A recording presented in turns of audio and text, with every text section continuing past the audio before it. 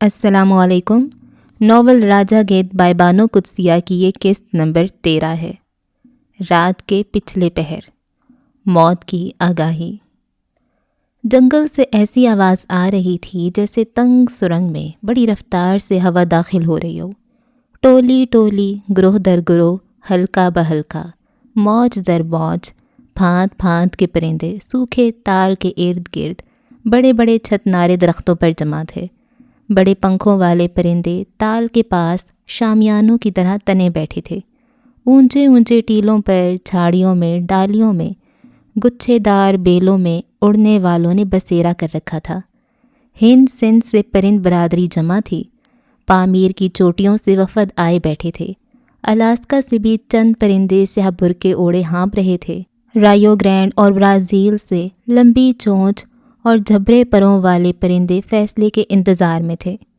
سانپ بھی آج جرأت کر کے ہاتھی ڈباؤ گھاس میں چھپے بیٹھے تھے، لیکن ان کی سائیں سائیں سے گھاس سرسرانے لگا تھا۔ پرندوں میں اس بات کا چرچا تھا کہ دوسرے ست جگ کے آغاز سے پہلے ایک بار ایسا ہی اجلاس ہوا تھا، لیکن اس کے بعد پرندوں کی برادری کبھی انبوہ در انبوہ اس طرح اکٹھی نہ ہوئی۔ اس مرتبہ جب تبت کی سطح مرتفع پر پرندوں کا اکٹھ ہوا تھا تو پرندے انسان سے کلی طور پر مایوس ہو کر کسی اور سیارے میں ہجرت کرنے کے لیے اکٹھا ہوئے تھے۔ تب متمدن دنیا پہلی بار تباہ ہوئی تھی۔ انسان نے اپنی مکمل دیوانگی کا ثبوت دے کر اپنی ہی نسل کو دنیا سے مٹانے کی کوشش کی تھی۔ New York, Moscow, Paris, Frankfurt, London جیسے ہزاروں اور ان گنت شہر چشمے زون میں راکھ کا ڈھیر بن گئے تھے۔ ساری دنیا پر غبار کا ایک گھومتا غلاف چڑھا تھا۔ آتش فشاں پہاڑ اور انسانی تخلیق کا لاوا ہاتھ میں ہاتھ دیے ہر طرف بہتا تھا۔ دور دور تک کسی براعظم پر سبزے کا نشان نہ تھا۔ ملکوں ملکوں محشر بپا تھا۔ تب سارے پرندے تبت کے مرتفع پر جمع ہوئے تھے اور یوں ہانپ رہے تھے جیسے سب دمے کے مریض ہوں۔ انسان تمدن کی آخری سیڑھی پر پہنچ کر کلا بازی کھا گیا تھا۔ اس نے اپنے ہی لوگوں کے لیے ایسے بم ایجاد کیے تھے جن سے نہ صرف انسان ہلاک ہوتا ہے بلکہ عورت کا رحم بچہ بنانے اور مرد کا عضو تناسل بیج بونے سے قاصر رہ جاتا ہے۔ اس نے شہروں پر ایسے بم پھینکے کہ میٹھے پانیوں کے ایٹم پھٹ کر زہر میں تبدیل ہو گئے۔ پھر جس نے اس پانی کو چکھا وہ اولین گھونٹ کے ساتھ جاں بحق ہوا۔ نسل انسانی کی اکا دکا پانی کی تلاش میں ننگے بوچے سرگرداں ہوئے۔ ان کی تلاش ایسی تھکا دینے والی تھی کہ قافلے کے لوگ ہر پڑاؤ پر گھٹتے گئے اور پڑاؤ کم ہوتے گئے۔ یہ دوسرے ست جگ کے آغاز کا ذکر ہے جب پرندوں نے تبت کی اونچائی پر بیٹھ کر سوچا کہ آؤ یہاں سے پرواز کریں اور کسی ایسے سیارے میں چل کر گھر بنائیں جہاں انسان کی دیوانگی سے پناہ ملے۔ وہ کئی روز تک مشیت ایزدی کے انتظار میں رہے اور ہجرت نہ کر سکے، حتیٰ کہ ان کا صبر دیکھ کر اللہ کی رضا سے تمام براعظموں میں پھر سے ہاتھی ڈباؤ گھاس اگائی۔ جنگل ہرے بھرے ہو گئے اور تال میٹھے پانیوں سے بھرنے لگے۔ اس وقت دوسری بار اس قدر تعداد میں پرندے جمع تھے اور چپ تھے۔ مسئلہ پھر وہی درپیش تھا۔ جنگل سے ایسی ہوک اٹھ رہی تھی جیسے زرد کھیتوں سے پھیکے چاند کی طرف ٹٹری کی آواز لپک رہی ہو۔ پھر سیمرغ نے 3 بار اپنے تن کی بتی بجھائی اور گویا ہوا: سرخاب تو غیر جانبدار ہے، کھیتوں کھلیان کا نگہبان، رزق کی خوشخبری دینے والا، تجھے خدا کی قسم۔ مختصر الفاظ میں بیان کر کے اصل وجہ نزاع کیا ہے تاکہ جو نئے مہمان آئے ہیں اصل حالات سے واقف ہوں۔ سرخاب نے سارا معاجرہ مختصر الفاظ میں بیان کیا تو نائجیریا کی چیل ملکہ اٹھ کر بولی: آقا، جو کچھ سرخاب نے کہا ہے درست ہے، لیکن ہماری التجا ہے کہ اس بار انسان کا حوالہ درمیان میں نہ آئے۔ وہ سیال ہو یا نکال، وہ آئینہ ہو کے کاربن پیپر، اس میں گھٹنے بڑھنے کی صلاحیت چاند سے بھی بڑھ کر ہو۔ ہم کو اس کی تہ در تہ سرشت سے کوئی سروکار نہیں، ہم کو انسان سے کوئی غرض نہیں۔ ہم جانوروں سے، کیڑے مکوڑوں سے اس بحث کو پاک رکھنا چاہتے ہیں۔ ہمیں جل بازیوں کا حوالہ نہ دیا جائے۔ ہم ہواؤں کے مسافر ہیں اور ہمارا اپنے رب سے معاہدہ ہے کہ ہم صرف رزق حلال کھائیں گے اور سرشت بھر بدی کریں گے۔ سرشت سے بڑھ کر بدی ہم پر حرام ہوگی۔ اس لیے آقا، جنگلی برادری میں پرندے کبھی بھٹکے نہیں، لیکن گج جاتی آدم خور چیتے کی طرح اپنی سرشت کی حد کو پار کر گئی ہے اور حرام رزق کھانے لگی ہے۔ اس کا سارا دیوانہ پن اسی سے نکلا ہے۔ بیشتر اس کے کہ یہ بھی ہوا بازیوں کو جنگل سے نیست و نابود کر دے، اسے جنگل بدر کر دینا چاہیے۔ گیدڑ نے نہایت ادب سے 3 بار ماتھے کو دم سے چھوا اور بولا، شاید پچھلی بار ہم اس نتیجے پر پہنچے تھے کہ باوجود ایک رزق کے حرام ہی سے راجہ گدھ میں دیوانگی کے آثار پیدا ہوئے ہیں، لیکن مسئلہ دراصل سرشت کا ہے۔ اگر راجہ گدھ کی سرشت میں حرام کھانا لکھا ہے تو پھر اس کے لیے حرام گناہ نہیں، عین ثواب ہے، لیکن اگر اس نے اپنی عقل سے رزق حرام کھانا سیکھا ہے تو پھر یہ ضرور اس کے لہو پر اثر انداز ہوگا اور دیوانگی پیدا کرے گا۔ طے یہ کرنا ہے کہ کیا رزق حرام گدھ کی سرشت کا حصہ ہے کہ اس کی اپنی تجویز کا رد عمل۔ اب چیلوں کی ملکہ برا فروختہ ہو کر اٹھی اور بولی، دیکھ دوست گیدڑ، ہم اللہ کی عطا کردہ سرشت سے جنگ نہیں کر رہے۔ اس جنگل میں جہاں ڈسنے والا سانپ رہتا ہے وہیں مٹی رنگا مینڈک بھی پھدکتا پھرتا ہے، چنگھاڑنے والی شیرنی اور اس کے نرغے سے بھاگنے والی نیلی گائے بھی یہیں رہتی ہے۔ ہم جنگل والوں کا اس بدی سے کوئی بیر نہیں جو ہماری سرشت کا حصہ ہے، کیونکہ ہم جانتے ہیں ہماری سرشت میں بدی کا عنصر ابلیس کی تخلیق نہیں۔ روز اول سے بنانے والے نے کسی مصلحت کے پیش نظر ہم میں کچھ ایسے وصف رکھے ہیں جو ہمیں تحفظ سے تو آشنا کرتے ہیں لیکن ظلم پر آمادہ نہیں کر سکتے۔ جنگل میں کوئی سانپ سے نہیں لڑتا کہ پھنکارنا ڈسنا اس کی سرشت ہے۔ چیتے سے کسی کا بیر نہیں کیونکہ بنانے والے نے اسے اسی ڈھب سے بنایا ہے، لیکن گدھ نے اپنی سرشت خود بدلی ہے۔ پہلے یہ بھی شکار کرنے کو اپنی زندگی کا طرح امتیاز سمجھتا تھا، پھر اس نے اپنی عقل سے، اپنی تجویز سے اپنی سرشت میں ترمیم کی اور حرام کھانے کا مرتکب ہوا۔ بول، اعتراف کر، ہم جنوں، انسانوں، فرشتوں، جانوروں کی سرشت کے خلاف نہیں، اس رزق حرام کے خلاف ہیں جو اپنی عقل سے کھایا جاتا ہے، جس کی مناہی موجود ہوتی ہے اور جو زہر بن کر لہو میں پھرتا ہے اور دیوانگی کا باعث ہوتا ہے۔ ایک سانپ نے اپنے ساتھیوں سے کہا، دیکھو یہ ہمارا ذکر ہے، یہ موقع ہے صفائی کا، کچھ کہہ گزرو۔ سانپوں کے راجا نے آہستہ سے جواب دیا، چپ رہو، پہلے ہی ہم پر بہت بڑا الزام ہے کہ ہم نے اماں ہوا کو ورغلایا، ان کو سرشت سے زیادہ بدی پر آمادہ کیا، حالانکہ ان کے نفس نے انہیں دھوکہ دیا۔ ان کی سرشت میں تو پہلے سے سوچ کی 2 شکلیں موجود تھیں، اگر ان کی سرشت میں شروع سے 2 راستے نہ ہوتے تو وہ میری بات کیوں کر مانتے؟ چپ رہو اور یہاں آنے کا راز مت کھولو۔ سرخاب نے گدھ برادری کو مخاطب کیا اور کڑک کر بولا، کیا یہ شان عبودیت کے خلاف نہیں کہ کوئی زیرو اپنی عقل و تجویز سے اپنی سرشت میں نئے رنگ کا اضافہ کرے، کائنات کی ہر چیز سے گواہی لے، پتھر اس کے حکم سے پہاڑ ہوئے اور کبھی سفر کے مرتکب نہ ہوئے، جانوروں کو ان کی جبلت کی پاسبانی میں رہنے کا حکم تھا سو وہ رہے، تو نے انسان کی نکالی کیوں کی؟ کیا یہ تیری کم عقلی نہ تھی کہ تو نے اپنی عقل سے رزق حرام کھایا؟ تھی گدھ نے زمین پر سر رکھ کر کہا۔ تیہو کی ٹولی بھاگنے والی تھی لیکن پاس ہی بیٹھی ہوئی مہر لاٹ نے ہمت دلائی اور کہا، ہم کم عقل ہیں آقا، ہم کو تو یہی سمجھ نہیں آئی کہ رزق حرام سے دیوانہ پن کیوں کر پیدا ہوتا ہے، ہم سرشت کی بات تک کیوں کر پہنچے۔ عقاب کی ٹولی سے ایک پاپائے روم اٹھا، سن مہر لاٹ، رزق 2 طور کا ہوتا ہے، ایک رزق وہ ہے جو جسم کا ایندھن ہے، جو روح کی توانائی کا باعث بنتا ہے، جیسے پانی، خوراک، حدت، ہوا جسم کو پالنے کا وسیلہ ہے، اسی طرح عبادت، عشق، قربانی روح کی استقامت کی غذا ہے۔ بتا گدھ جاتی کے راجا کہ تو نے جسم کا رزق حرام کھایا کہ روح کا؟ بتا وہ رزق کون سا تھا جس سے تیرے جرثومہ ٹوٹ کر پاگل پن کا شکار ہوئے؟ اب چیل ملکہ اٹھی اور چلا کر بولی، ان بیکار باتوں میں الجھنا تضیع اوقات ہے۔ فاضل جج جانتا ہے کہ جسم کا رزق بالآخر روح کو لگتا ہے اور روح کا رزق آخرکار جسم کا حصہ ہو کے رہتا ہے۔ رزق حرام چاہے بدنی ہو یا روحی، دیوانہ پن کا باعث ہوتا ہے۔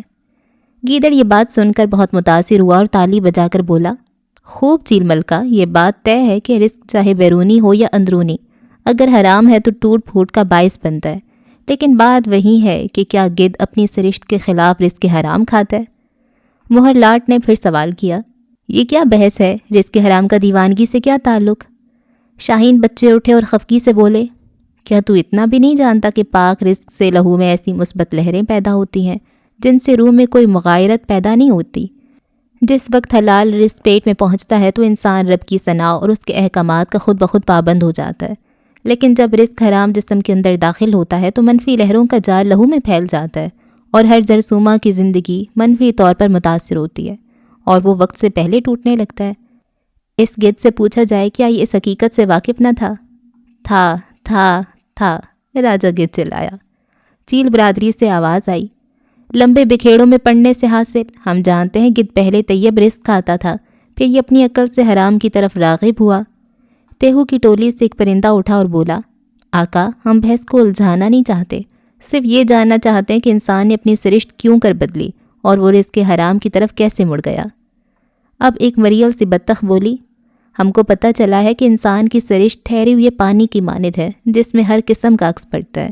درختوں میں رہے تو درختوں جیسا، پہاڑوں میں رہے تو پہاڑوں جیسا اٹل مضبوط، جانوروں میں بسیرا کرے تو انہی کی مانند حیوان، اچھوں کی صحبت ملے تو فرشتہ، رذیلوں کا رنگ چڑھے تو شیطان۔ نیلی چونچ والا سترنگا پرندہ اچانک بولا، تو انسان سیال ہوا، کبھی شیر سا بہادر، کبھی اونٹ سا کینہ ور، کبھی فاختہ کی طرح معصوم، کبھی پتے کی طرح چکنا اور کبھی پھول جیسا گل رنگ۔ لے یہ تو کوئی بات ہی نہ ہوئی، لے دے کہ انسان تو ارد گرد کا پابند ہو گیا۔ انسان تلاش ہے، وحدت کی کثرت میں تلاش، ایک طرف سے آواز آئی۔ نہیں صاحبو، انسان تضاد ہے، آگ پانی کے میل سے بنا ہے۔ آقا، انسان نہ رزق حرام کی وجہ سے دیوانہ ہوا ہے، نہ اس طاقت کی وجہ سے جس کا ذکر نجد کی مینا نے کیا تھا، بلکہ تضاد کے ہاتھوں دیوانہ ہوا ہے۔ دن کے ساتھ رات ہے، زندگی کے ساتھ موت، شمال کے مخالف جنوب، لیکن بیچارے انسان کے اندر ہر وقت نیکی بدی کی جنگ ہوتی رہتی ہے۔ اگر اس کے اندر جنگ ساکت ہو گئی تو خدا ہار جائے گا۔ یہ کفر کے کلمات سن کر سارے پرندے سناٹے میں آئے اور آواز کا تعاقب کرنے لگے۔ بزدلوں کی طرح بات نہ کر، سامنے آ، فاسفورس کی بتی سے آواز آئی۔ ایک چھوٹا سا کٹ بڑی باہر نکلا اور زمین چوم کر بولا، پہلے آقا انسان کی سرشت میں بدی نہ تھی، وہ بھی فرشتوں کی طرح نیک اور آئینے کی طرح پاک تھا، لیکن ایک روز ابلیس نے موقع پا کر اس میں جھانکا۔ اس لمحے حضرت آدم علیہ السلام کے اندر حق و باطل کی جنگ شروع ہوئی۔ اگر اللہ اپنے اذن سے اس عکس کو نکال دیتا جو آدم کے دل میں پڑ چکا تھا تو بے انصاف کہلاتا، اس لیے اس نے ابلیس کو مہلت دی اور انسان کو ترغیب دی کہ وہ اپنا آئینہ صاف کر لے۔ اس وقت سے آج تک حق و باطل کی جنگ جاری ہے۔ جنگ کا میدان انسان ہے۔ اللہ کی کل کائنات میں صرف انسان ایسا ہے جو اپنی سرشت بدلنے پر قادر ہے، اپنے آئینے کو صاف کر سکتا ہے۔ جیت اللہ کی ہوگی، لیکن موقع ابلیس کو برابر کا فراہم کیا جائے گا۔ آپ دیکھتے نہیں آقا، اس جنگ کی وجہ سے انسان کی کیا حالت ہوئی۔ اگر وہ دیوانہ ہے تو اس تضاد کے ہاتھوں، فرزانہ ہے تو اسی تضاد کی وجہ سے۔ سرخاب اٹھا اور مؤدب لہجے میں بولا، آقا یہ بحث لمبی ہے، انسان کی سرشت کو یا تو خدا سمجھتا ہے یا ابلیس۔ انسان تو ابھی خود اپنی سرشت کو سمجھ نہیں پایا۔ تو جانتا ہے کہ انسان کا خمیر نیکی سے اٹھا ہے، چور، اچکا، ڈاکو، بدمعاش، ساری عمر بدی کمائی، ایک توبہ کے وضو سے اس کی بدی دھل سکتی ہے۔ بدی اس کے آئینے میں فقط ابلیس کے عکس کی طرح رہتی ہے۔ عکس ڈالنے والا نہ ہو تو آئینہ پاک رہتا ہے، لیکن پھر یہ بات لمبی ہے۔ اتنے میں ایک بوڑھا کوا اٹھا اور کہنے لگا، میں انسانوں کے پاس رہا ہوں اور جانتا ہوں کہ ان کی دیوانگی کا ان کی سرشت سے کوئی علاقہ نہیں۔ جنگل والوں کا وجود بھی ایک ہوتا ہے اور ان کی سرشت بھی ایک، لیکن انسان کو خالق نے اس طور پر بنایا ہے کہ اس کا وجود تو ایک ہے، لیکن اس کی روح، سائیکی، سرشت، عقل، قلب، جانے کیا کیا کچھ کئی رنگ کے ہیں۔ وہ کسی کے ساتھ شیر ہے، کسی کے ساتھ بکری، کسی کے ساتھ سانپ بن کر رہتا ہے تو کسی کے لیے کینچوے سے بدتر ہے۔ بدی اور نیکی روز ازل سے اس کے اندر دو پانیوں کی طرح رہتی ہیں، ساتھ ساتھ ملی جلی، علیحدہ علیحدہ، جیسے دل کی تیسرے خانے میں صاف اور گندا لہو ساتھ ساتھ چلتا ہے۔ وہ تو ہمیشہ ڈھلتا ہے، ہمیشہ بدلتا ہے، لیکن قیام کہیں نہیں، قرار کہیں نہیں۔ وہ ایک زندگی میں، ایک وجود میں، ایک عمر میں لاتعداد روحیں، ان گنت تجربات اور بے حساب نشو و نما کا حامل ہوتا ہے۔ اس لیے افراد مرتے ہیں، انسان مسلسل رہتا ہے۔ ہم جنگل والے سیدھے ہیں، ہماری سرشت طے ہے، ہم اس تہ در تہ کو نہیں سمجھ سکتے۔ ہمیں انسان کی پرت کھولنے سے کچھ حاصل نہ ہوگا۔ وہ رزق حرام سے دیوانہ ہو کے تضاد سے، عشق لا حاصل سے کہ تلاش بے سود سے۔ ہم جس کی سرشت کو نہیں سمجھ سکتے، اس کی دیوانگی کا بھید ہم پر کیا کھلے گا۔ بہتر ہے کہ ہم اس باب کو بند کر کے صرف راجہ گدھ کے مسئلے پر توجہ دیں۔ اس وقت ایک مینا اٹھی اور بولی، انسان کے ساتھ میری پہچان بھی پرانی ہے، اگر تضیع اوقات نہ ہو تو کچھ عرض کروں۔ چیل ٹولی سے نفی کی آوازیں اٹھیں، لیکن سرخاب نے اجازت دے دی۔ مینا گویا ہوئی، میں جانتی ہوں آقا، انسان خود وحدت کی تلاش میں ہے، اور وہ اپنی وحدت کو اس لیے تلاش نہیں کر سکتا کہ وہ ساری زندگی آرزوؤں کے جنگل میں سے گزرتا ہے۔ آرزوؤں کے جنگل کی سرشت کا یہ عالم ہے جیسے کائنات ٹوٹ کر ہر ٹکڑے میں ایک ہی عکس دینے لگے۔ جب انسان ایسے جنگل سے گزرتا ہے آقا، تو باوجود کا ہر ٹکڑے میں اس کا اپنا عکس ہوتا ہے کہ ان ہزار آئینے کے ٹکڑے اسے اپنے وحدت سے ملنے نہیں دیتے۔ اس جنگل کا عجیب شعور ہے، یہاں آرزو کی ناکامی ہو کے آواز کی بار آوری کثرت موجود رہتی ہے۔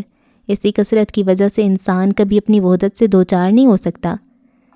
مجھے ایک واقعہ پیش آیا، میں وہ بیان کرتی ہوں، شاید انسان کی سرشت کا کچھ سراغ اس سے لگے۔ آج سے 2000 سال پہلے سائپرس کے ملک میں ایک بادشاہ رہتا تھا۔ وہ حفت اقلیم کا مالک تھا، صبح خیزی اس کی عادت تھی۔ گزر دم اپنے براق برق رفتار گھوڑے پر سوار ہوتا اور جنگل کے باسیوں کو ملنے چلا جاتا۔ اسے جانوروں کی بولی سے شغف تھا۔ دن کے وقت وہ راج پاٹ کے کاموں میں بسر کرتا، لیکن دوپہر ڈھلتے ہی اپنے گھوڑے پر سوار ہو کر بیابانوں میں نکل جاتا اور پہاڑوں سے گفتگو کرتا رہتا۔ دن ڈھلے گھر آتا تو تھکا ہارا ایک ایسے کمرے میں استراحت کرتا جس کی دیواریں، چھت، فرش تمام چھوٹے چھوٹے آئینوں سے مزین تھے۔ وہ حسن میں اس قدر لاسانی تھا کہ آدھی رات کو میں نے اس کے بستر کے گرد ملائکہ کو طواف کرتے دیکھا ہے۔ اسے ایک سحر آتا تھا، آرزوؤں کی تکمیل کا سحر۔ ادھر خواہش کا بیج اس کے دل میں پڑتا، ادھر وہ اس سحر کی بدولت حصول آرزو میں کامیاب ہو جاتا۔ اس کے حرم میں 10,000 پری جمال دوشیزائیں تھیں۔ اس کے خزانے 12 سالوں میں بھی نہ دیکھے جا سکتے تھے۔ اس سے آنے والے واقعات کا پہلے سے علم ہو جاتا تھا۔ وہ چہرے سے دل کا حال معلوم کرنے میں لاجواب تھا۔ اسے جڑی بوٹیوں کا مکمل علم حاصل تھا، لیکن رفتہ رفتہ اس نے اپنے برق رفتار گھوڑے پر سوار ہونا چھوڑ دیا اور سحر خیزی کی عادت ترک کر دی۔ پھر اس نے اپنے براق گھوڑے کو بھی استبل کے حوالے کر دیا اور خود اپنے آئینے خانے میں اکیلا رہنے لگا۔ چونکہ میں آئینہ خانے میں مثل کتب نما رہتی تھی، اس لیے سارا دن اسے ملول دیکھ کر میرا دل پھٹنے لگتا۔ میں اسے دور دراز کے ملکوں میں بسنے والی خوبصورت دوشیزاؤں کے جمال کی باتیں سناتی، لیکن وہ کروٹ بدل کر کہتا، مجھ سے حسن ناپائیدار کی بات نہ کر مینا، کبھی تو نے ایسی عورت دیکھی جو بوڑھی نہ ہوئی؟ میں اس سے دوسرے ملکوں کے عجائبات کی بات کرتی تو وہ کہتا، عجائبات وقتی کرشمہ ہیں، ان کو مسلسل دیکھو تو عجائبات نہیں رہتے۔ رفتہ رفتہ وہ ہر طرح کی عیش سے متنفر رہنے لگا۔ ہفتے میں ایک بار جو کی روٹی کھاتا، قلیل الطعام قلیل الانام قلیل النوم ہو گیا۔ اپنے پر ایسی پابندیوں کا شکنجہ کس لیا کہ اس کی رعایا کا مفوق الحال فقیر بھی حالت میں اس سے بہتر ہو گیا۔ ایک رات جب پورا چاند چڑھا اور ہر آئینے میں بادشاہ کی صورت منعکس ہوئی، میں نے جرأت کر کے اس سے پوچھا، اے شاہ، سچ سچ بتا، تجھے کیا ہوا ہے؟ کہنے لگا، اے مینا، میں اپنی رنگا رنگی سے اکتا گیا ہوں۔ آرزو کی ناکامی ایک حجاب ہے، لیکن آرزو کی بار آوری دوسری قسم کا ایک پردہ ہے۔ میں اپنے میں 2 راستے دیکھنا نہیں چاہتا، میں اس قدر تنہا ہونا چاہتا ہوں کہ مجھے صرف ایک رنگ رہ جائے۔ دیکھتی نہیں کہ میں نے ہر زیرو کو چھوڑ دیا، نباتات جمادات مجھ سے چھوٹ گئے۔ میں نے بدی کی ساری پنیری اکھاڑ پھینکی تاکہ نیکی کا خاکستری رنگ میری ذات کو ایک رنگ میں رنگ دے۔ میں اپنی تنہائی کی ایسی اکائی تلاش کر رہا ہوں جہاں بنانے والے کو مجھ پر ترس آ جائے گا اور پھر میری وحدت کی بیچارگی کو وہ اپنی وحدت میں سمو لے گا۔ میں اپنی وحدت کی تلاش میں ہوں تاکہ اس کی وحدت کو پہچان سکوں جو ہمیشہ تنہا رہتا ہے اور جسے زوال نہیں۔ دوسری صبح جب اس کا برق رفتار گھوڑا کھڑکی کے پاس آ کر ہنہنایا تو میری آنکھ کھلی۔ وہ مر چکا تھا، اس نے اپنے خنجر سے خودکشی کر لی تھی۔ ہر آئینے میں ایک خنجر کا عکس تو موجود تھا، لیکن کسی شیشے میں اس صاحب جمال کا عکس نہ تھا۔ اس کی خودکشی دیوانگی کی دوسری شکل ہے۔ کیا اس کی سرشت کی وجہ سے نہ تھی؟ کیا اس دیوانگی کا تعلق اس تلاش سے نہ تھا جو کثرت میں وحدت کی تلاش کرتی ہے؟ اس وقت چیلوں کی ہراول دستوں میں دھماکہ خیز شور ہوا۔ ایک بوڑھی لکوہ زدہ چیل نے اٹھ کر کہا، آقا، ہم ان مباحثوں سے بددل ہو چکے ہیں جو گھوم پھر کر انسان کی سرشت کے گرد گھومتے ہیں۔ تجھ کو اگر انصاف کرنا ہو تو کر، ورنہ ہم چلے۔ تمام گد جاتی منکار زیر پر بیٹھی تھی۔ بول راجا گد، کیا تجھ پر جو الزام لگا ہے درست ہے؟ الزام درست ہے، لیکن میں خود نہیں جانتا کہ مجھ میں دیوانگی کے آثار پہلے پیدا ہوئے کہ میں نے رزق حرام کی طرف پہلا قدم اٹھایا۔ پتہ نہیں مردار کھانے سے میری روح ملوث ہوئی کہ میری روح کو گھن لگ چکا تھا، اس لیے میں نے رزق حرام کھایا۔ چیل ملکہ چلائی، ہم اسے برسوں سے دیکھ رہے ہیں، اس کا دیوانہ پن بڑھ رہا ہے، تو ہمیں باتوں میں نہ بہلا۔ ہم سب جانتے ہیں ایک دن یہ تمام پرندوں کو نیست و نابود کر دے گا۔ گیدڑ نے آگے بڑھ کر دونوں ہاتھ صلح کے انداز میں پھرا کر کہا، حضور، یہ بات طے کیجیے کہ کیا راجا گد اپنی سرشت سے مجبور ہو کر رزق حرام کھاتا ہے کہ یہ اس کی اپنی اختراع ہے، اپنی عقل کا کرشمہ؟ راجا گد سے پوچھا جائے۔ فاسفورس کی بتی 3 بار بجھی۔ سرخاب نے راجا گد کو مخاطب کر کے پوچھا، کیا تو بتا سکتا ہے اولاً تیری سرشت کیا تھی؟ راجا گدھ نے خاموشی سے سر جھکا لیا۔ آقا، یہ اپنی اولین سرشت کو بھول چکا ہے، گیدڑ نے التجا کی۔ سرخاب نے سخت لہجے میں سوال کیا، تو یہ بتا کیا تجھ میں انسان کی طرح تضاد کا خمیر موجود ہے؟ نہیں فاضل سرخاب، نہیں۔ کیا عشق لا حاصل کی آب حیات سے تجھے گوندا گیا؟ نہیں بڑی شان والے، میری سرشت میں عشق کا عرفان شامل نہیں۔ تو کیا تو تھکا دینے والی جستجو کا حامل ہے؟ کیا تیری سرشت میں ایسی تلاش ہے جو زمان و مکان سے پرے کھینچتی ہے؟ ایسی تلاش جو کثرت میں وحدت کی متلاشی رہتی ہے؟ کیا تو بے نشان منزلوں کی تلاش میں دیوانہ ہوا؟ نہیں، کھلیانوں کے پاسبان ایسے نہیں، میری سرشت کو تلاش سے کوئی سروکار نہیں۔ پھر یہ بات طے ہے کہ تو مردار کھانے کے باعث دیوانہ گردانا گیا۔ شاید۔ فاسفورس کی باطنی روشنی 3 بار گل ہوئی اور سیمرغ کی گرجدار آواز آئی۔ راجا گدھ الزام تجھ پر ثابت ہوا ہی چاہتا ہے، تجھے اپنی صفائی میں کچھ کہنا ہے تو کہہ۔ گدھ مردار کھاتے ہیں، وہ جانے زیست کے کس موڑ پر اس کے حرام سے شناسہ ہو چکے تھے۔ ان کی اڑانیں شاہین سے بھی زیادہ تھکا دینے والی تھیں۔ گیدڑ نے تالی بجا کر کہا، اس کی صفائی میں جو کچھ کہوں گا میں کہوں گا آقا۔ لیکن گدھ نے اپنی گردن زمین پر رکھ کر عرض کی، نہیں، اپنی صفائی میں جو کہوں گا خود کہوں گا۔ سرخاب نے زور سے سانس لے کر کہا، دیکھ کہ راجا گدھ کی نوعیت بدل چکی ہے۔ اگر تو کوئی تشفی آمیز جواب دے سکا تو بری و ذمہ ہو جائے گا، اگر تیرے جواب سے حاضرین کی تسلی نہ ہو سکی تو تجھے جنگل بدر کا حکم سننا ہوگا۔ بتا بول، کیا تو نے اپنے ماحول سے خائف ہو کر اپنے آپ کو بدلا؟ کیا تو نے انسان کی تقلید میں اپنی سرشت بدلی؟ کیا وجہ تھی کہ تو اللہ کی دی ہوئی سرشت پر کانے نہ رہا اور مردار کھانے پر مجبور ہوا؟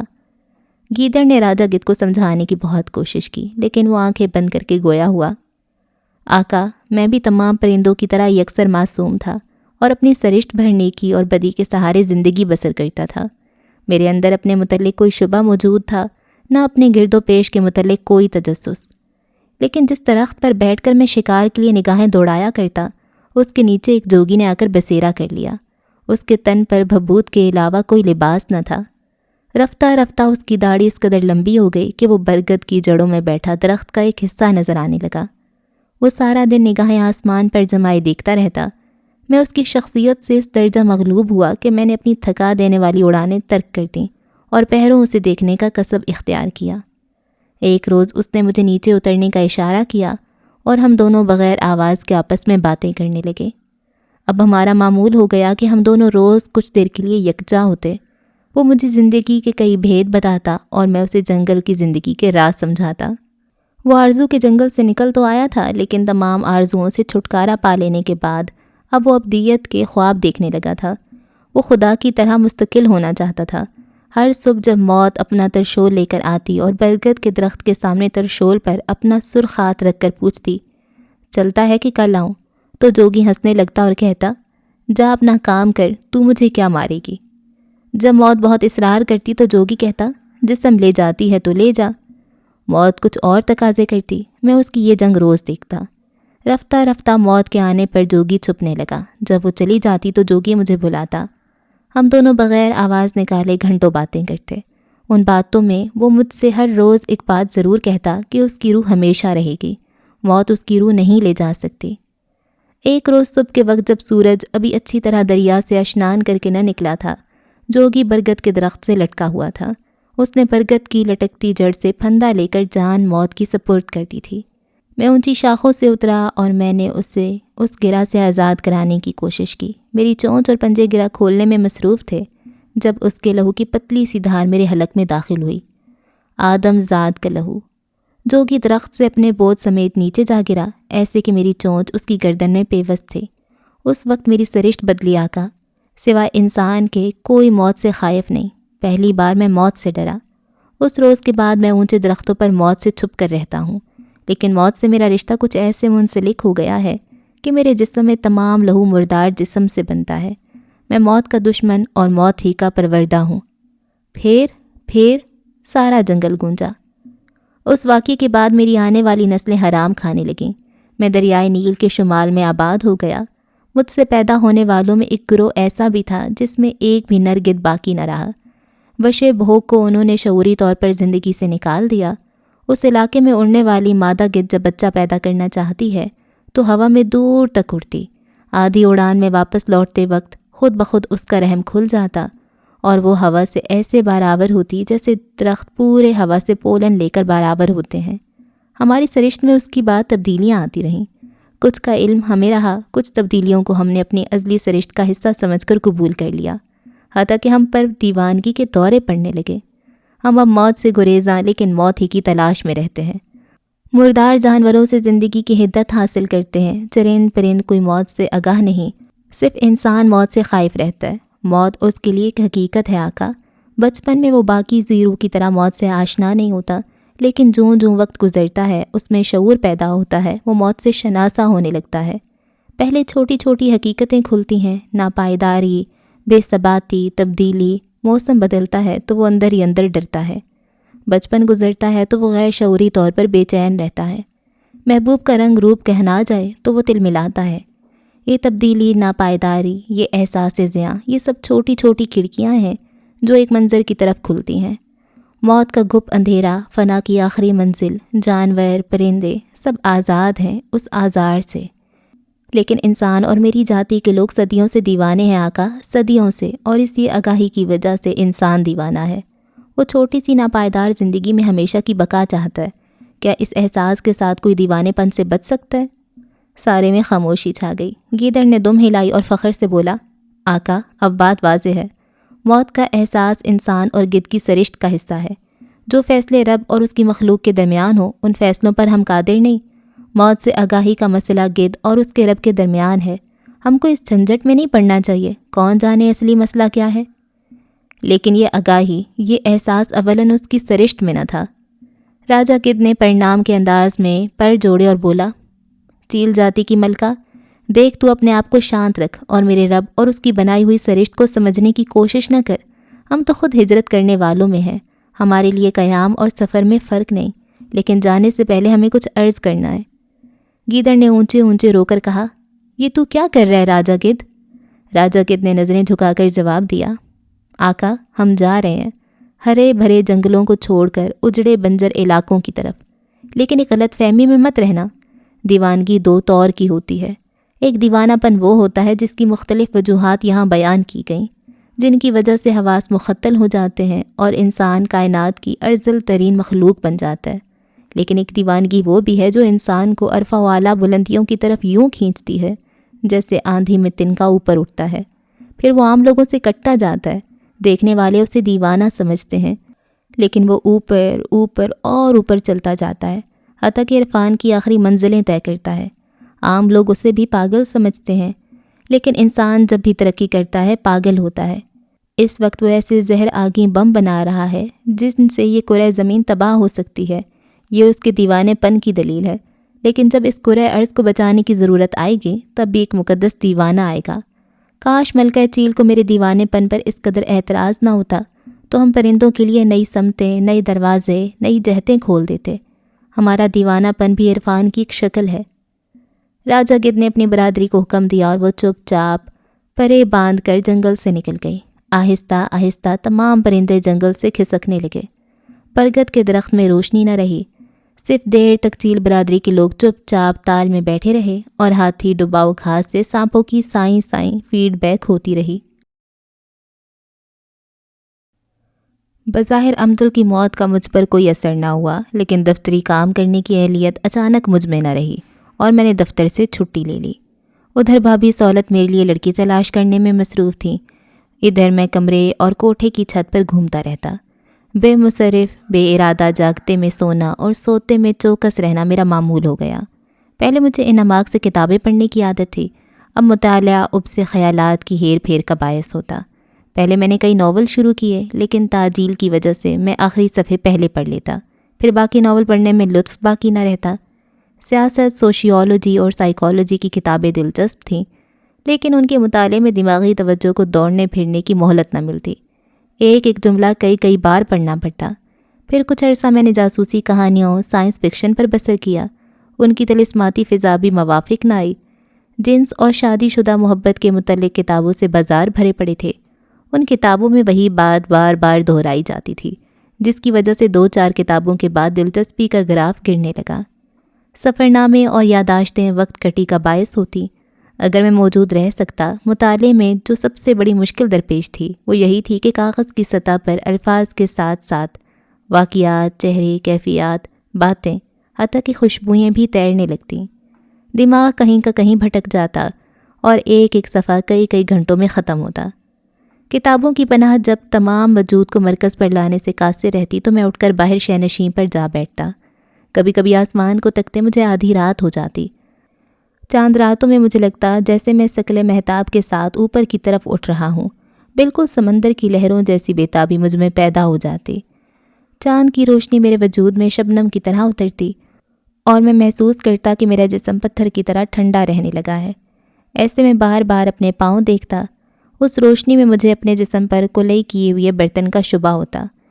میری آرزو ہوتی کہ میں کسی سارس کی طرح پیروں ایک ہی ٹانگ پر کھڑا رہوں، چپ چاپ۔ جسمانی طور پر بھی میں نارمل نہ رہا تھا۔ سارا منہ کڑوا رہتا اور زبان پر کتھنی رنگ کا لیپ چڑھا نظر آتا۔ دن کے وقت میں ڈاکٹر کی ہدایت کے مطابق تھوڑے تھوڑے وقفے کے بعد کچھ نہ کچھ کھانے کی کوشش کرتا، لیکن دوپہر کے قریب ایک غبار سا دماغ کو چڑھنے لگتا۔ پہلے معدے میں جلن شروع ہوتی، پھر جلن کا غبار بن کر سینے میں اوپر کی طرف اٹھنے لگتا۔ مجھے محسوس ہوتا کہ تھوڑی دیر بعد میرا دل بند ہو جائے گا۔ کئی گولیاں اور مکسچر میرے پاس جمع ہو گئے تھے۔ اصلی دورہ رات کو 1 اور 3 کے درمیانی وقفے میں شروع ہوتا۔ اس وقت میرے ہاتھ پاؤں میں پہلے چونٹیاں سی چلتیں، بعد میں سارے جسم پر لرزہ طاری ہو جاتا۔ اس لرزے کی وجہ سے میں خوف زدہ رہتا۔ دن کے وقت بھی مجھے اس لرزنے کا ڈر متوحش کرنے کو کافی تھا۔ میری آنکھیں اندر کو دھس گئی تھیں اور کان باہر کو نکلے ہوئے دکھائی پڑتے تھے۔ ہاتھوں کو دیکھتے رہنا میرا محبوب مشغلہ تھا۔ ان کا کھردرا پن، ہیئت، ناخن، ہاتھوں کی لکیریں میری دلچسپی کا باعث تھیں۔ السر کی تکلیف کے باعث میں بار بار ڈاکٹر سے ملتا۔ ایک ڈاکٹر تسلی بخش نہ ثابت ہوتا تو پھر کسی اور ماہر کے پاس منتقل ہو جاتا، حالانکہ میرے اندر غالباً یہ آرزو تھی کہیں میں ٹھیک نہ ہو جاؤں۔ میں انزائٹی اور ویڈرال کی وجہ سے کبھی دوست نہ بنا سکا۔ کالج کے دوست تو چھوٹ ہی چکے تھے۔ اب ریڈیو اسٹیشن سے بھی کوئی ملنے آ جاتا تو میں یہ بہانہ بنا دیتا کہ میں گھر پر نہیں ہوں۔ اندر سے یوں یخ ہو چکا تھا جیسے کنویں میں اگے ہوئے خردروپ پودے۔ اول تو میں ساری رات جاگ کر گزارنے کا خواہش مند رہتا، لیکن اگر ڈاکٹر کی دی ہوئی خواب آور دوائیوں سے نیند آ جاتی تو اچانک پسینے سے شرابور آدھی رات کو آنکھ کھل جاتی۔ جو ہی آنکھ کھلتی مجھے محسوس ہوتا جیسے کمرے میں کاربن ڈائی آکسائڈ کی زیادتی ہے اور میں آنسو گیس کے دھوئیں میں مبتلا ہوں۔ ایسے میں میرے پھیپھڑے شدید گھٹن محسوس کرتے، لیکن مجھے کھانسی نہ آتی، فقط حلق کا پردہ بند ہونے لگتا۔ میرا منہ ایسے سوکھ جاتا جیسے میں صحرائے گوبی میں سفر کر رہا ہوں۔ ہڑبڑا کر میں بستر چھوڑ دیتا۔ گرمیوں کا آغاز تھا، نلکے کے نیچے سر رکھ کر میں پانی کھول دیتا۔ جب ٹھنڈے پانی کی جھلار سے کچھ افاقہ ہوتا تو پھر میں باہر کوٹھے پر جا کر شینشین پر جا بیٹھتا۔ یہاں بھیگے سر کی وجہ سے ایک بار ہلا کر تھرتھری چھوٹ جاتی، ایسا لرزہ طاری ہوتا کہ پاؤں کے انگوٹھے تک کانپتے نظر آتے۔ کبھی کبھی میرا جی چاہتا کہ میں نیچے جا کر سولت بھابھی سے اپنی حالت کہوں اور پھر ان کے گلے لگ کر اونچے اونچے رونے لگوں، لیکن بھابھی سولت اور بھائی مختار گڈی کے کاغذ میں لپٹے رہتے تھے۔ ایسے کہ نظر تو آتے لیکن ان تک رسائی نہ ہو سکتی۔ نیند کا وقفہ گو کم تھا، لیکن اس میں آنے والے خواب لاتعداد تھے۔ خوابوں میں نہ کبھی سمی نظر آئی، نہ آبدہ، نہ امتل، بلکہ ایسی انجانی لڑکیاں جو کبھی کبھار ریڈیو اسٹیشن پر نظر آتی تھیں۔ جب بھی کوئی لڑکی مجھے خواب میں دکھائی دی، اس کا دہن ہمیشہ پھٹا ہوا ہوتا، جیسے ہاتھ ڈال کر مچھلی کے گل پھڑے نکال لیے جائیں۔ ایسے ہی ہر لڑکی کی زبان دانتوں کے اندر سے نظر آتی۔ بے آباد ریگستان اور ریگستانوں میں گھومنے والا چھوٹا سا خرگوش، بمباری سے تباہ شہر اور شہر میں بجنے والا اکلوتا سائرن، اندھے کنویں میں مسلوب کتا، بنجر زمین میں مری ہوئی ویل مچھلی، بغیر پائلٹ کے اڑنے والا جہاز، پانیوں کے بغیر کھدی ہوئی نہریں، انسانی ڈھانچے قبروں کے اندر اور باہر، ٹن ٹنا ٹن ٹوٹنے والا برتن، اور ان سب خوابوں میں ہر جگہ خاکی براؤن گدھ، چپ چاپ دم سادھے، شانت پرانت، ٹولی در ٹولی ہجرت کرتے ہوئے، جنگل سے کوچ کرتے ہوئے۔ جاگنے کا سما سونے کے وقت سے بھی نرالا تھا۔ صبح شیو کرتے وقت مجھے اپنی شکل یوں نظر آتی جیسے روشنی کی سفید کرن طیف منشوری میں سے نکل کر 7 رنگوں میں بدل جاتی ہے۔ سادہ شیشے میں میری شکل کئی شکلوں میں منتقل ہو جاتی، کسی عکس میں مونچھ غائب ہوتی، کسی حصے میں بابر بادشاہ جیسی داڑھی نظر آتی، کبھی کبھی اوپر والے ہونٹ پر لپسٹک کا لیپ ہوتا، ناک میں چھوٹی سی نتنی ہوتی، کبھی کسی چہرے کی آنکھیں غائب ہوتی۔ آئینے میں نظر آنے والی صورتوں سے میں خوف زدہ ہو جاتا۔ پھر میں الماری کھول کر اندر دیکھتا۔ مجھے یقین تھا کہ الماری میں ٹرنک کے اندر گدے کے نیچے مجھ سے مشابہ کئی بونے رہتے ہیں اور کسی دن مجھے اکیلا پا کر وہ مجھ پر اچانک حملہ آور ہو جائیں گے۔ چونکہ میرا دن زیادہ تر گھر پر گزرتا اس لیے لوگوں سے ملاقات نہ ہو سکتی۔ اسی دوران ایک دو خط ڈاکٹر سہیل کے آئے۔ وہ امریکہ میں دھڑا دھڑ تجربات، علمی وسعت اور مغربی کلچر سیکھ رہا تھا۔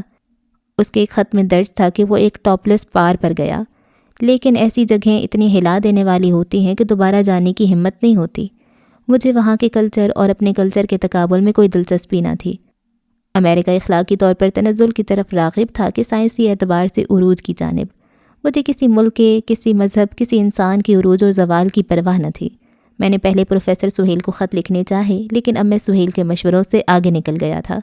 امتل کے مرنے کے تیسرے روز بعد مجھے آفتاب کا خط بھی ملا، لیکن چونکہ اس میں کوئی پتہ درج نہ تھا اس لیے میں جواب دینے کے فرض سے آزاد ہو گیا۔ ہاں، یہ بات اس میں قابل ذکر تھی۔ میرا خیال تھا تم سمی کے بہت قریب ہو، لیکن سمی کے بعد تم نے بھی مجھے خط نہیں لکھا۔ کیا بات ہے؟ کیا وطن میں کسی کو بھی پرواہ نہ تھی؟ وہ کیسے مری؟ کیوں مری؟ تمہیں تو معلوم ہوگا۔ کئی دن میں یہ خط پڑھتا رہا۔ میں نے جواب بھی لکھا، لیکن مجھے محسوس ہوا جیسے آفتاب نے جان بوجھ کر مجھے ایڈریس نہیں لکھا۔ وہ میرے خط کا منتظر نہ تھا۔ شاید اسے سمی کے متعلق درست انفارمیشن بھی درکار نہ تھی۔ تنہائی، بیماری، غمخوری اور بے اعتدال عادتوں کے باعث میں جلد کسی ہسپتال میں پہنچ جاتا اگر بھابھی سہولت میرے لیے ایک لڑکی تلاش نہ کر لیتی۔ اس روز اچانک آسمان ابر آلود ہو گیا۔ سارے آسمان پر بھاری پستانوں کی شکل کے گول گول بادل چھائے تھے۔ آسمان مائیکل اینجلو کی بنائی ہوئی تصویر نظر آتا تھا۔ میں شہنشین پر بیٹھا تعجب سے آسمان کے انہی بادلوں میں حلول کرنے کی کوشش کر رہا تھا۔ جب بھابھی سہولت اوپر آئیں، وہ مجھ سے چند قدم کے فاصلے پر رک گئیں۔ کجوم؟ جی؟ اوپر کیا دیکھ رہے ہو؟ بادل دیکھ رہا تھا۔ میں نے نظریں جھکا کر کہا، تمہارے لیے میں نے لڑکی تلاش کر لی ہے۔ میں عابدہ کی بہن سے شادی نہیں کروں گا۔ نہیں بھائی، یہ نہیں، یہ اور ہے۔ وہ شہنشین پر پہلی مرتبہ میرے قریب بیٹھ گئیں۔ ستاروں نے بھی اسے بے نقاب نہیں دیکھا۔ صوم و صلات کی پابند، سلائی کڑھائی اچھی، کھانا پکانا جانتی ہے، بڑے اچھے لوگ ہیں۔ آپ تسلی کر لیں، بالکل باقرا باعصمت لڑکی ہے، جیسی تمہیں درکار ہے بالکل ویسی۔ پہلی مرتبہ میں نے جرأت کر کے پوچھا، آپ کو کیا معلوم ہے کہ مجھے کیسی لڑکی چاہیے؟ بھابھی نے میرے کندھے پر ہاتھ رکھ کر کہا، مجھے معلوم ہے نا، تم چاہتے ہو کہ تمہیں ایسی لڑکی ملے جو پہلی نظر میں تمہاری ہو جائے، ہے نا؟ میری آنکھوں میں آنسو آ گئے۔ جی ایسی؟ کہاں؟ بس وہ ڈبے میں پیک ہے پوری طرح، تمہیں اس کا ربن کھولو کہ پہلی بار۔ میں چپ ہو گیا۔ کوئی فکر نہ کرو کجوم، وہ خوبصورت بھی بہت ہے، پڑھی لکھی تو خیر زیادہ نہیں، لیکن خوبصورت بہت ہے۔ مجھے سردست خوبصورت لڑکی میں کوئی دلچسپی نہ تھی۔ میں نے نگاہیں آسمان پر جما لی۔ وہاں بڑے بڑے مدور پستانوں جیسے بادل ساکت کھڑے تھے۔ مجھے یوں لگا جیسے ابھی ان میں سے دودھ برسنے لگے گا۔ مجھے افسوس ہے۔ کس بات کا بھابھی؟ ہر بات کا، اماں جی کی موت کا، ابا جی کے پاگل پن کا، اور ہم دونوں نے ایک دوسرے سے منہ پھیر لیا اور وہ چپ چاپ نیچے چلی گئی۔ میری نظروں میں چندرا گھوم گیا۔ ہمارے گاؤں کو مکمل طور پر کلر کھا گیا تھا۔ آخری بار جب بھائی مختار ابا سے ملنے گئے تو انہوں نے مجھے بھی ساتھ چلنے کو کہا، لیکن میں آخری بار ابا سے مل چکا تھا۔ مجھے معلوم تھا کہ ابا حویلی چھوڑ کر کبھی لاہور نہیں آئے گا، پھر بھی میرے اندر ہی اندر کہیں آرزو تھی کہ ابا لاہور آ جائے۔ مجھے وہ ماں کی آخری نشانی لگتا تھا۔ میں بھائی مختار کی آمد و رفت میں قطعی کوئی دلچسپی نہیں لیتا، لیکن جس روز انہیں شیخو پورہ سے واپس آنا تھا، میں ایک موہوم امید کے ساتھ ریلوے اسٹیشن پر پہنچا۔ وہ گاڑی سے اترے، ابا ان کے ساتھ نہیں تھا۔ مجھے اسٹیشن پر پا کر لمحہ بھر کو ان کی آنکھوں میں حیرانی آئی، اور پھر انہوں نے مجھے بیگ ایسے پکڑا دیا جیسے انہیں اسٹیشن پر لینے جانا میرا معمول ہی ہو۔ ہم دونوں چپ چاپ ٹیکسی میں بیٹھ گئے۔ مجھے کچھ پوچھنے کی ہمت نہ تھی، وہ کچھ بھی بتانے پر رضامند نہ تھے۔ سارا راستہ میں شیشے سے باہر دیکھتا رہا اور وہ سیٹ کی پشت سے سر لگائے، آنکھیں بند کیے، اصل موضوع سے گریزاں رہے۔ جب ہم دونوں کرشن نگر کی حدود سے آگے کھیتوں کھلیانوں والے حصے میں پہنچے تو میں نے ڈرتے ڈرتے بھائی مختار پر نظر ڈالی۔ گاؤں کیسا تھا؟ انہوں نے بغیر آنکھیں کھولے کہا۔ اب گاؤں کہاں، لوگ سب چلے گئے، ڈھور ڈنگر مر کھپ گئے، مکان تقریباً سب گر گئے، کنویں تال سب کھارے پانی سے بھر گئے۔ گاؤں اب کہاں؟ اور ابا؟ مختار بھائی چپ ہو گئے۔ ابا کو ساتھ نہیں لائے آپ؟ وہ نہیں آ سکتا اب۔ کیوں؟ میرا دل دھڑکنے لگا۔ پہلی بار بھائی مختار نے اتنی لمبی بات کی۔ جس روز میں رات کو پہنچا ہوں وہ اوپر والے چوبارے پر کھڑا تھا، میں بھی اوپر چلا گیا۔ اس نے مجھے پہچانا نہیں۔ میں پاس گیا، سلام کیا، ابا بولا، چلو میں تیار ہوں، اتنی دیر کیوں لگائی، میں تو ہر روز تمہاری راہ دیکھتا تھا۔ پھر ابا اتنی تیزی سے نیچے اترا کہ میں حیران رہ گیا۔ چلو، سیڑھیوں سے اتر کر میں نے کہا۔ اب کل چلیں گے ابا، آج تو نہیں جا سکتے نا، کل شیخو پورہ سے روانہ ہوں گے۔ یہ بات سن کر اس نے مجھے غور سے دیکھتا رہا اور اچھا اچھا کہتا رہا۔ بہت دیر کے بعد دیوار کے ساتھ لگ کر بولا، لیکن میں شیخو پورہ تو جانا نہیں چاہتا، مجھے وہاں کیوں لے جانا چاہتے ہو؟ تم مختار کی ماں کے پاس سے نہیں آئے؟ نہیں ابا، لاہور چلیں گے، میں نے جواب دیا۔ وہ چپ ہو گیا اور جیسے کچھ سوچتے ہوئے بولا، کون ہو تم؟ جب میں نے اپنے باپ سے اپنا تعارف کرایا تو اس نے کہا، اچھا میں کچھ اور ہی سمجھا تھا، تم وہ نہیں ہو جس کا مجھے انتظار ہے۔ ڈرتے ڈرتے میں نے سوال کیا، اسے کس کا انتظار ہے مختار بھائی؟ وہ موت کا انتظار کر رہا تھا، شاید جس روز سے وہ پیدا ہوا ہے اسی روز سے اسے موت کا انتظار ہے، لیکن اب وہ مزید برداشت نہیں کر سکتا۔ رات کو میں اسے مناتا رہا کہ وہ ساتھ لاہور چلائے، لیکن وہ بولا نہیں، بس چپ چاپ چھت کی طرف دیکھتا رہا۔ صبح میں اٹھا تو وہ اپنے پلنگ پر نہیں تھا۔ کہاں گیا؟ پتہ نہیں، 3 دن مسلسل میں اس کی تلاش کرتا رہا، لیکن وہ مجھے کہیں نہیں ملا۔ شاید وہ اب اور انتظار نہیں کر سکتا، یا شاید وہ کہیں چلا گیا ہے۔ سڑکوں پر، مزاروں پر، بازاروں میں ایسے لوگ ہوتے ہیں نا قیوم۔ بھائی مختار خاموش ہو گئے۔ ہم ساندہ کلاں کی حدود میں داخل ہو چکے تھے۔ ہم دونوں میں جو سانجھا رشتہ تھا، 3 دن کی مسلسل کوشش کے باوجود اسی رسی کو وہ ساتھ نہ لا سکا جس پر چل کر ہم نٹ بازی گروں کی طرح ایک دوسرے کی طرف بڑھ سکتے تھے۔ ابا شاید ان لوگوں میں سے تھا جو ساری عمر موت سے محبت کرتے ہیں۔ انہیں زندگی سے اگر پیار بھی ہوتا تو وقتی، موت ہی کی کشش انہیں زندہ رہنے پر مجبور کرتی ہے۔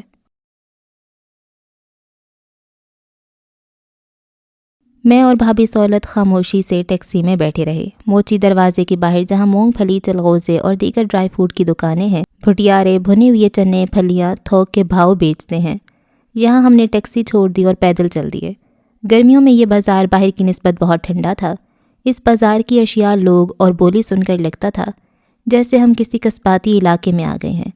چھوٹی اینٹوں کے مکان 3 منزلہ اوپر کو نکلے تھے اور یوں لگتا تھا جیسے اوپر جا کر ان کے ماتھے آپس میں مل جائیں گے۔ اچار والوں کی دکان کے پاس سے، جہاں سامنے ہی پتنگوں والے نے بڑے بڑے قد آدم پتنگے سجا رکھے تھے، ہم ایک بغلی گلی میں مڑ گئے۔ یہاں ہی اس گلی میں روشن کا مکان تھا۔ یہ مکان ضرور غدر سے پہلے تعمیر ہوا ہوگا۔ اس کے چھجے، شہنشین، کھڑکیاں، اندر داخل ہونے والا دروازہ سب علی بابا کے عہد کی چیزیں تھیں۔ اندر مکان کے فرشوں میں کالی سیاہ شطرنج بچھی تھی۔ جس کمرے میں ہمیں بٹھایا گیا وہ بیک وقت بیٹھک، آفس اور مہمان خانہ تھا۔ ایک کونے میں ہرا ٹیبل فین پڑا تھا جو ہماری آمد سے لے کر ہماری رخصتی تک بہت کوشش کے باوجود ایک بار بھی نہ چلا۔ صوفوں پر سفید چادر اور پلنگ پر کڑھائی سے اٹا ہوا لیس لگا پلنگ پوش بچھا تھا۔ ہماری آمد کے بعد روشن کی اماں آئیں، ماں کے بعد روشن کی 2 چھوٹی بہنیں، 2 ممانیاں اور پھر ایک پھوپھی آ کر بیٹھ گئے۔ اس کے بعد مرد آنے شروع ہوئے۔ آہستہ آہستہ کمرے میں کوئی ایسی جگہ نہ تھی جس پر کوئی بیٹھا نہ تھا۔ میزوں پر کوکو کولا، پھل، موچی دروازے کی خاص مٹھائی، شامی کباب اور جانے کیا کیا سجا دیا گیا۔ وہ تمام لوگ نروس ہونے کی وجہ سے خاموش تھے۔ صرف گلبرگ میں بیاہی ہوئی ایک پھوپھی اپنے رتبے کے اعتبار سے بات چیت کرتی رہیں۔ آپ ریڈیو اسٹیشن پر کام کرتے ہیں نا؟ پھوپھی نے سوال کیا۔ جی، آج کل چھٹی پر ہیں، ان کی طبیعت کچھ ٹھیک نہیں آج کل، بھابھی سہولت نے میری طرف سے جواب دیا۔ آپ حامد صاحب کو جانتے ہیں؟ کون سے حامد صاحب؟ وہ میرے شوہر کے کزن ہیں، ریڈیو اسٹیشن پر انجینئر ہیں۔ مجھے چھوٹے سے قد کے سیامی بکرے جیسے حامد صاحب یاد آ گئے۔ جی جانتا ہوں، ذکی صاحب کے گھر بھی آنا جانا ہے ہمارا۔ کون ذکی صاحب؟ میں نے سوال کیا۔ وہ ڈراموں میں کام کرتے ہیں، بڑی مزاحیہ طبیعت ہے ان کی، میرے بچے انہیں بہت پسند کرتے ہیں۔ جب بھی ہمارے گھر میں کوئی فنکشن ہوتا ہے وہ ضرور آتے ہیں، اپنے ساتھ زندے بھی لے آتے ہیں ریڈیو اسٹیشن کے، انہیں بڑی فلمی گانے آتے ہیں۔ مجھے سرے سے یاد نہیں آ رہا تھا کہ ذکی صاحب کون ہیں، لیکن میں نے لا علمی ظاہر کر کے پھوپھی کو شوق کرنا مناسب نہ سمجھا۔ بڑے اچھے آرٹسٹ ہیں، ان کو تو فلم میں کئی آفر آ چکی ہیں، لیکن وہ جاتے ہی نہیں، کہتے ہیں فلم کا ماحول خراب ہوتا ہے۔ بڑے شریف آدمی ہیں، ہم جب بھی پارٹی کرتے ہیں انہیں ضرور بلاتے ہیں، کوئی مائنڈ نہیں کرتا۔ موتی دروازے کے باقی سادہ لو عورتیں تہیور سے ہم دونوں کی باتیں سن رہی تھیں۔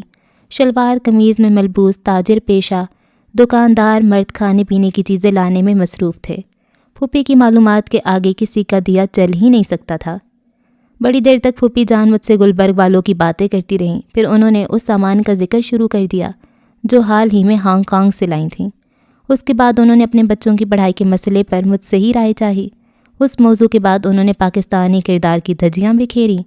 ہم لوگ دوسرے ملکوں کے مقابلے میں کس قدر پست کردار ہیں اور کیوں ہیں، اس کا تجزیہ کیا۔ حالیہ سیاست پر اظہار خیال ہوا۔ یہ ٹاپک ختم ہوا تو انہوں نے مرد عورت کے باہمی تعلقات اور مرد کی فطری کمزوری اور جبلی کمینگی پر بڑی فصیح گفتگو کی۔ اس دوران بھابھی سہولت مکان کے اندر روشن سے ملنے چلی گئیں۔ بڑی دیر بعد بھابھی سہولت باہر آئیں تو ان کے ساتھ روشن تھی۔ میں نے اسے چک کے سامنے کھڑے دیکھا، موتیا رنگت، ہلکا زرد لباس، پھیکے پھیکے ہونٹ اور بہت خوبصورت ہاتھ۔ اس کے بعد میں نے اس پر نظر نہ ڈالی۔ وہ مجھے پیلی موم کا بت نظر آئی۔ اس کی پلکیں رخسار سے پیوست تھیں۔ غالباً اس نے میری طرف ایک بار بھی نگاہ اٹھا کر نہ دیکھا۔ کمرے میں شام کا اندھیرا چھایا ہوا تھا۔ جس وقت پھوپھی نے پہلا بلب جلایا، میں اور سہولت بھابھی وہاں سے رخصت ہوئے۔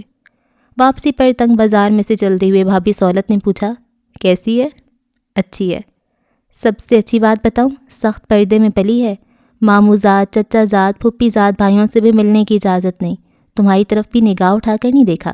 خوش نصیب ہو گیوم، ایسی لڑکی اب انہی علاقوں میں مل سکتی ہے، ورنہ اگر گلبرگ میں ڈھونڈتے تو بڑی تیز لڑکی ملتی۔ میرے دل میں چھوٹی سی امید کی کرن پھوٹی۔ بقول امدل ہر انسان کے اندر ایک چھوٹا سا رب چھپا ہوتا ہے جو چاہتا ہے کہ زندگی میں اسے ایک سچا پجاری، ایک صادق عبد اور ایک سر ہتھیلی پر رکھنے والا عاشق مل جائے۔ جس وقت اللہ نے حضرت آدم میں اپنی روح پھونکی، اسی وقت سے یہ چھوٹا خدا اس بات کا آرزومند ہوا۔ اس لیے آدم کی خواہش کے احترام میں حضرت حوا وجود میں آئی۔ یہ اور بات ہے کہ اس کے بعد حضرت آدم علیہ السلام کے سچے عبد نہ رہے، لیکن چھوٹا سا رب بننے کی تمنا ان کے ساتھ ہی زمین پر آئی۔ میں بھی کسی پجاری پر اپنی ذات کا مکمل بوجھ ڈال کر آزاد ہونا چاہتا تھا۔ انسان ساری عمر زندگی کی خواہش میں بھٹکتا رہتا ہے۔ یہ اس کی دوسری ایسی خواہش ہے جس کے اندر تضاد پہلے سے موجود رہتا ہے۔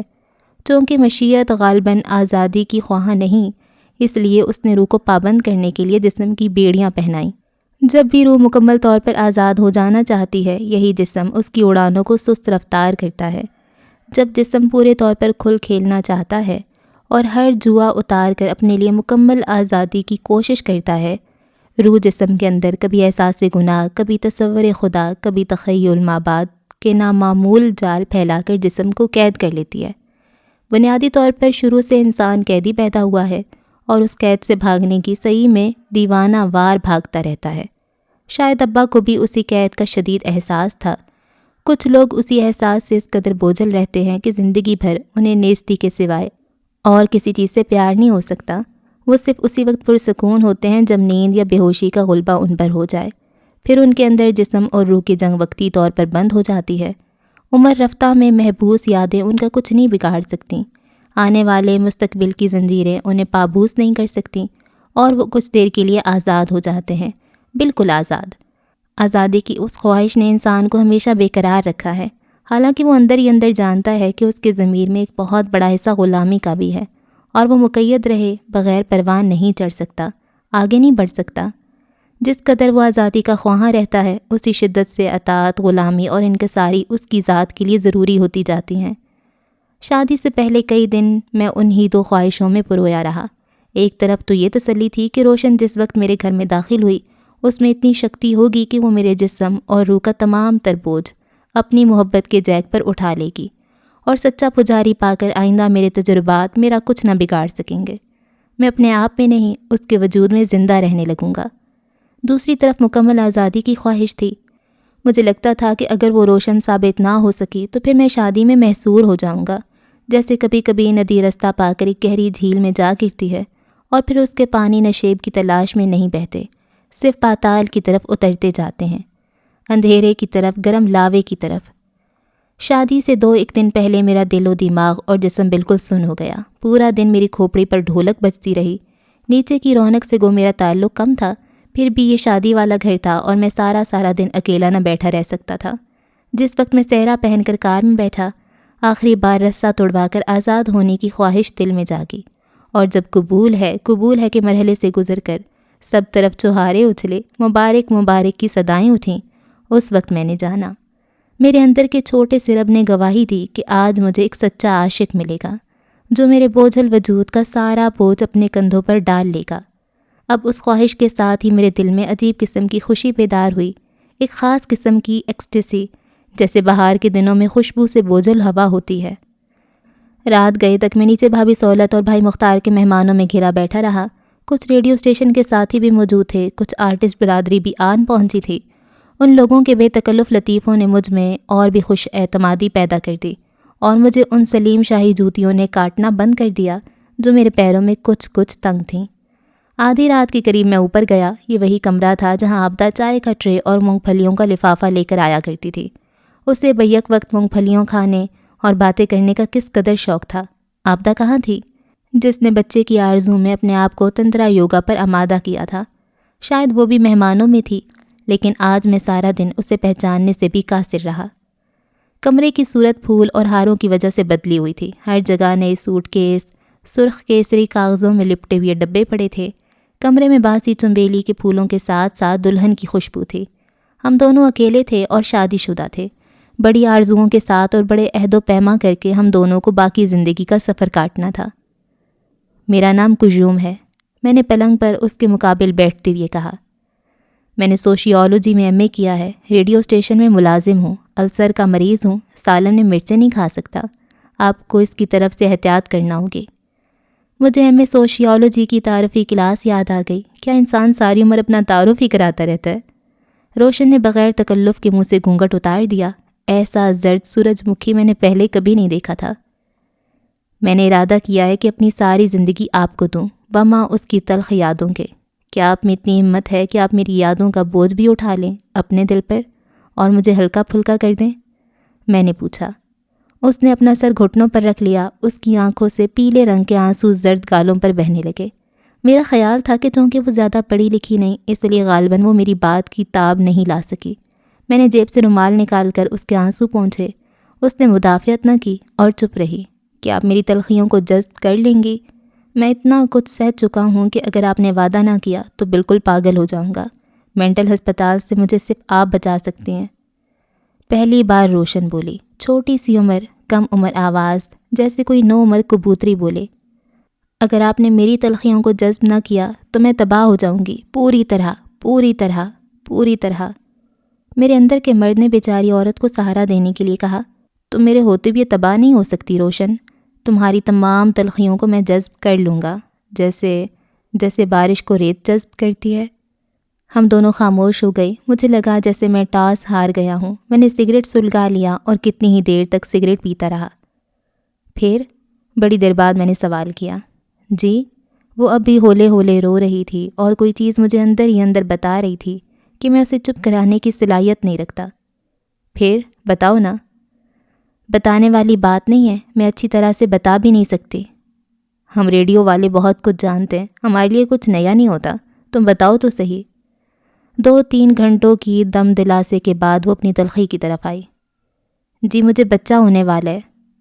یکدم مجھے یوں لگا جیسے کوئی بھاری چیز میرے ماتھے سے اندھیرے میں ٹکرائی۔ میں بھنا گیا۔ بظاہر میں نے جرأت سے کہا، اچھا پھر تو ایک دوسری بات ہے۔ اب وہ اونچے اونچے رونے لگی۔ میں نے اماں جی سے بہت کہا، ہاتھ جوڑے، خدا قسم بہت منتیں کی، لیکن وہ تو کہتی ہیں میں کسی کسائی کو بیچ دوں گی، اس کے ساتھ شادی نہیں کروں گی تیری۔ کون ہے وہ؟ بچے کا باپ؟ ہماری گلی میں پتنگوں کی دکان ہے اس کے باپ کی۔ پہلے وہ باپ کی دکان پر بیٹھا کرتا تھا، اب تو وہ جدے چلا گیا۔ میرے گھر والوں نے اسے ٹکنے ہی نہیں دیا۔ بڑا افسوس ہے۔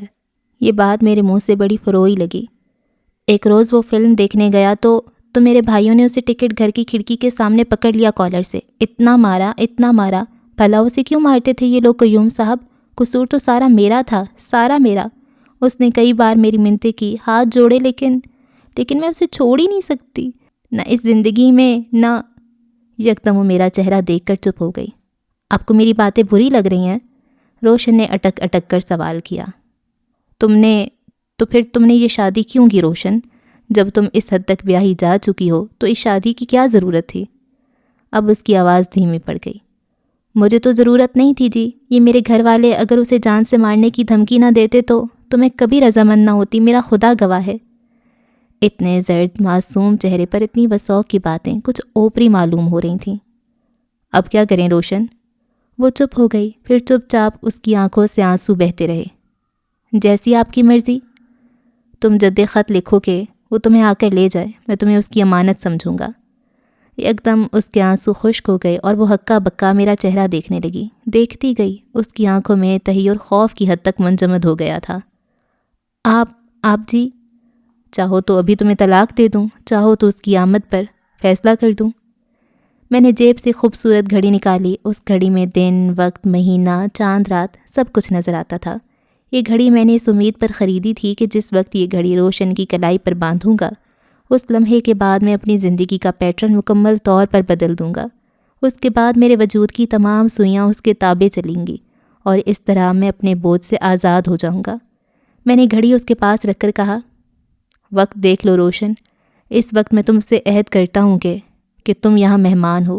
جب تک تمہارے حالات اجازت دیں یہیں رہو۔ اپنے آپ کو میری بیوی ظاہر کرنے میں سہولت ہو تو ایسے صحیح۔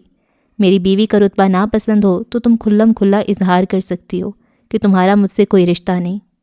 اس کی آنکھیں بالکل ساکت مجھ پر جمی ہوئی تھیں۔ آپ جی، آپ کو… وہ چپ ہو گئی۔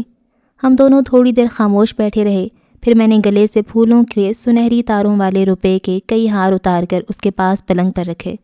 اپنی زری کی اچکن اتاری، اینک صاف کی اور وہ جو سلیم شاہی جوتا جو صبح سے پاؤں دبا رہا تھا اتار دیا۔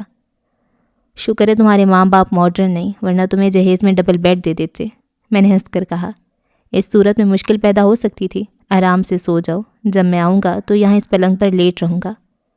آپ کہاں جا رہے ہیں اس وقت؟ کوئی خاص جگہ نہیں، بس ایسے ہی۔ وہ گھبرا گئی۔ اب بھابھی سہولت کو بتانے چلے ہیں؟ ڈر کر اس نے سوال کیا۔ نہیں، اگر آپ نے کسی سے ذکر کیا تو میں مر جاؤں گی۔ مجھ میں عجیب قسم کی قوت آ گئی تھی۔ میں کسی سے ذکر نہیں کروں گا روشن، لیکن اگر جدے والا کسی وجہ سے نہ آ سکا اور بچے کی آمد ہو گئی تو تم اسے میرا بچہ ظاہر کرنا۔ وہ میری طرف دیکھ رہی تھی، لیکن آنکھوں سے مسلسل آنسو بہنے کی وجہ سے مجھے اس کی آنکھیں دکھائی نہ دیتی تھیں۔ وہ ضرور آئے گا، ضرور آئے گا، وہ ایسا نہیں ہے جیسے اماں سمجھتی ہیں۔ میں روشن کے قریب ہو گیا اور آہستہ سے میں نے اپنا ہاتھ اس کے کندھے پر رکھ کر کہا، انشاءاللہ وہ ضرور آئے گا، ہم دونوں دعا کریں گے۔ یکدم روشن نے میرا ہاتھ پکڑ لیا اور بلبلا کر بولی، آپ کو بھی تو کچھ بتانا تھا مجھے، آپ کو بھی تو… ابھی اس کا وقت نہیں آیا روشن، بتاؤں گا کسی روز۔ جس وقت میں سیڑھیوں سے اترا سارا گھر خاموش تھا۔ آنگن میں بریانی اور قورمے کی خوشبو تھی، سب طرف ٹوٹے ہوئے پھول بکھرے تھے۔ برآمدے میں قالین پر ڈھولک کے ساتھ 2-3 باکرا لڑکیاں بے سود سوئی ہوئی تھیں۔ ان کے پاس بھابھی کے دونوں تمام بیٹے مسعود اور فرید گتھم گتھا بے فکرے پڑے تھے۔ اندر باہر بجلی کے پنکھوں کی گھوکر جاگی ہوئی تھی۔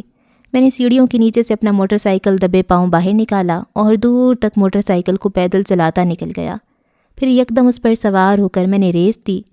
رات کے پچھلے پہر موٹر سائیکل کی آواز چنگھاڑ کر دور دور پھیل گئی۔ یکدم مجھے یوں لگا جیسے دکھائی نہیں دے رہا۔ میں نے چہرے پر ہاتھ پھیرا، خدا جانے کب سے میرے آنسو بہہ رہے تھے۔ اچھا جی، اس ایپیسوڈ کو یہاں پہ ختم کرتے ہیں۔ اور یہ کیا ہو گیا ہے؟ قیوم کے ساتھ تو کبھی کچھ اچھا ہو ہی نہیں سکتا۔ ابھی آخر میں چلو کہ اب اس کی زندگی سیٹل ہونے والی تھی کہ مے بی اس نے ہر چیز ٹرائی کر لی ہے، کیا تنترا یوگا شوگا جو بھی تھا وہ کیا اس نے جاب بھی کر لی، لیکن اس کی انزائٹی اور اندر سے ڈپریشن نہیں جا رہا تھا۔ میرے خیال سے اس کو کسی سائیکیٹرسٹ کو دکھانا چاہیے تھا، پر مے بی اس ٹائم پہ یہ سائیکیٹرسٹ اتنے نہ عام ہوتے ہوں تو ڈپریشن نام کی کوئی چیز نہ ہوتی ہو، مے بی۔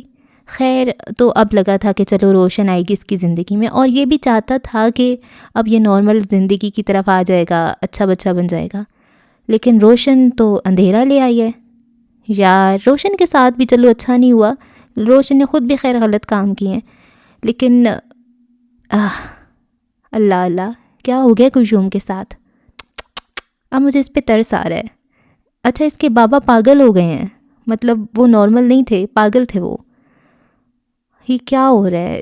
اتنا ڈپریشن ہے اس پورے ناول میں، کوئی بھی نارمل نہیں ہے، سب تکلیفوں سے بھرے ہوئے ہیں، یا قیوم کو وہی لوگ ملتے ہیں جو تکلیفوں سے بھرے ہوئے ہوتے ہیں۔